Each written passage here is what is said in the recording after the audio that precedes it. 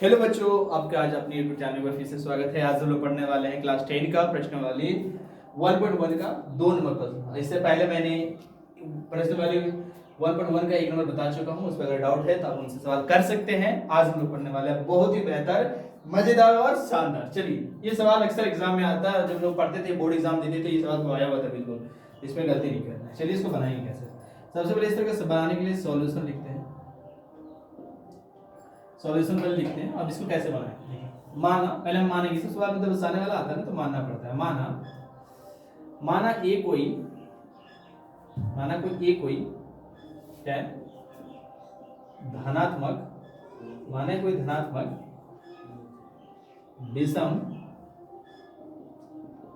पूर्णांक है और b बराबर,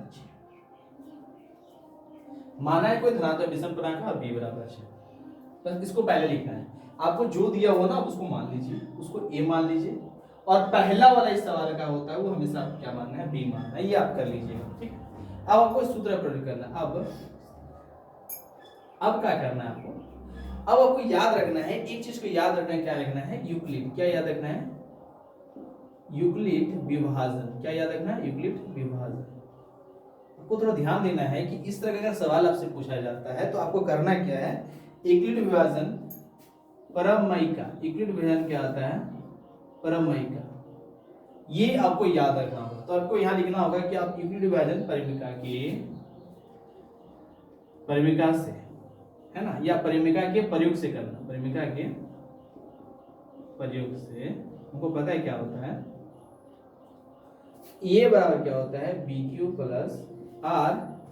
जहां आपको पता है कि जो जीरो आर है वो जीरो से बड़ा होता है या बराबर होता है, और जो बी होता है वो आर से क्या होता है, बड़ा होता है। इसलिए क्या हो जाएगा, आर बराबर क्या हो जाएगा, देखिए आपको यहाँ पर आर क्या होता है, बी से हमसे छोटा होगा। बी 6 है तो आर क्या हो जाएगा, 0, 1 हो जाएगा, 2 हो जाएगा, 3 हो जाएगा, 4 हो जाएगा, 5 हो जाएगा। बिल्कुल समझ में आया। अब हम लोग क्या करते हैं, मान रखते हैं, ठीक है। अब हम लोग मान लिखते हैं। अब क्या लिखेंगे, मान। अब मान रखते हैं, जैसे a1 मान लेते हैं, ठीक है। मान के रखते हैं। देखिए क्या है, पहले बी क्यू प्लस क्या है, आर। हमको पता है b का मान कितना है, 6। q का मान को नहीं पता। r का मान 0 बराबर क्या है, 6q, है ना। इसको मानते हैं समीकरण। क्या मानते हैं इसको, इसको मानते हैं समीकरण। समझ में आया आपको, बिल्कुल। क्या करना है आपको, समीकरण 1, समीकरण। इस तरह समझ में आ गया, बिल्कुल। आपको कुछ नहीं करना है, एक परिमिका के प्रयोग से करना है। a बराबर बी क्यू प्लस, जहां ये होता है ये r बराबर आ गया, ठीक है। अब a2 मान लीजिए। a2 बराबर क्या है, a2 बराबर क्या हो जाएगा, फिर बी क्यू प्लस आर सूत्र से। तो आपको पता है कि आपको यहाँ पे क्या करना है, b का मान क्या है, 6। q तो पता नहीं हमको, तो यहाँ पे गुना करना है आपको, ठीक है ना। तो आपको आ जाएगा पी क्यू गुना आर, यहाँ पे ठीक दिख रहा है आपको। और 6q यहाँ पे दिख रहा है, 6q प्लस r का मान कितना है, यहाँ पे 1 रखना, क्योंकि 0 तो रख दी। अब क्या हो जाएगा यहाँ पर, 6q प्लस 1, ये हो जाएगा आपका समीकरण। समीकरण क्या हो जाएगा, बिल्कुल समझ में आ गया आपको। ये आपको प्रोसेस करना है। फिर आपको आगे करना है समीकरण 1 मान लेना। आपको क्या करना है, फिर लिखना है a क्या होता है, a क्यू बराबर क्या होता है, B Q plus R. b पता है 6 होगा, q का, q की जगह r की जगह में क्या लिखना है, 2। ये आपका क्या हो गया, समीकरण। समीकरण क्या आ जाएगा, 3। बिल्कुल समझ में आ रहा है, बिल्कुल। समीकरण 1, समीकरण 2, समीकरण 3, ठीक है। फिर आपको इस तरह से मानना होगा, a4 बराबर फिर हो जाएगा B Q plus R. b का मान 6 है, पता है आपको। r का मान 3 के बाद 3 आएगा, फिर क्या हो जाएगा, ये आपका हो जाएगा समीकरण। समीकरण क्या आ जाएगा, ये आपका समीकरण 4 आ जाएगा। फिर इस तरह से चलना है हमको आगे। फिर इस तरह से चलना है, देखिए क्या, a5 आ जाएगा बराबर क्या होगा, बी क्यू प्लस क्या हो जाएगा, आर। और हमको फिर से चलना है। b का मान पता है आपको, दिया हुआ है कितना, 6q। r का मान आपको पता है, यहाँ पे जब 3 माने तब क्या हो जाएगा, 4। ये आपका क्या हो गया, समीकरण। समीकरण क्या हो गया, 5।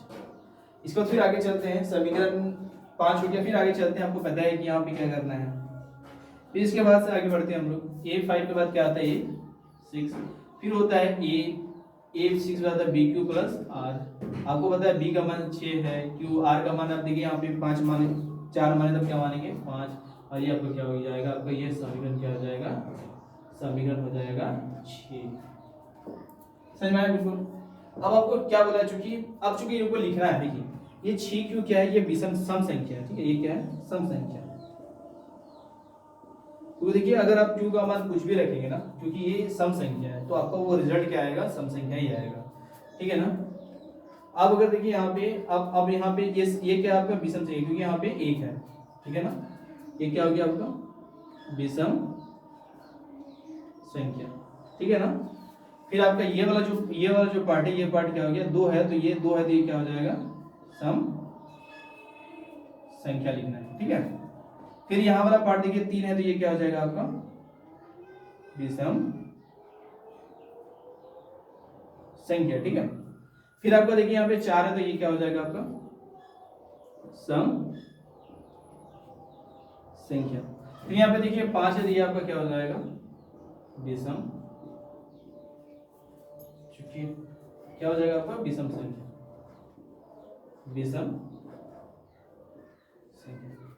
बिल्कुल आपको समझ में आ गया कि इस तरह से हमको बनाना है। अब आपसे पूछा गया कि कोई भी धनात्मक विषम पूर्णांक इतना क्या रूप का होता है, देखिए एक ये आ गया आपका, एक आ गया ये, और एक आ गया ये, तो लिख सकते हैं यहाँ पे आंसर लिख सकते हैं कि अतः कोई भी, दिख रहा है ना आपको विषम संख्या ये 5 है, यहाँ पे दिख रहा है आपको विषम संख्या 3 है, तो लिख सकते हैं कोई भी धनात्मक विषम पूर्णांक 6q + 1, 6q + 3 या 6q + 3 या 6q + 5 के रूप का होता है, ये आपका हो गया प्रूफ। ये आपका पूरा बिल्कुल अलग तरह है, आपका कोई टुडे और इसका नहीं है, मेरा अपना तरीका है खुद को। आपको उम्मीद करता है कि आपको ये बहुत बढ़िया लगा होगा, बिल्कुल आसान तरीका से। आपको लग रहा है भी डाउट नहीं लग रहा है, देखिए आप क्या कीजिए, सवाल है माना ए कोई धनात्मक, जो सवाल दिया उसको लिख दीजिए ए मान दीजिए एक्स्ट्रा, बी पहला वाला बी मानना है। अब क्या है, युगल विभाजन प्रेमिका के प्रयोग से ये होता है a = bq+, जहां जीरो r जो होता है 0 से बड़ा होता है, 0 के बराबर होता है, और b क्या होता है, जो होता है वो r से बड़ा होता है। इसलिए हम क्या लिख सकते हैं, r बराबर क्या लिख सकते हैं 0 1 2 3 4 5, क्योंकि वो 5 r जो है, जो b है 0 से बड़ा था, नहीं जो r है b से छोटा होगा, यानी b का मान 6 था, तो हम यहाँ 5 रख लीजिए, ठीक है।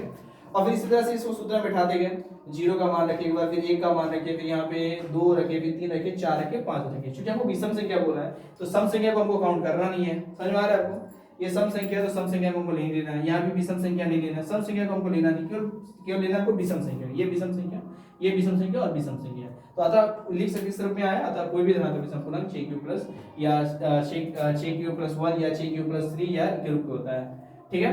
आपको बहुत अच्छा लगा होगा वीडियो, उम्मीद करते हैं कि समझ में बिल्कुल आया होगा बढ़िया तरीका से। मुझे इजाजत दीजिए, तब तक के लिए जय हिंद, जय भारत।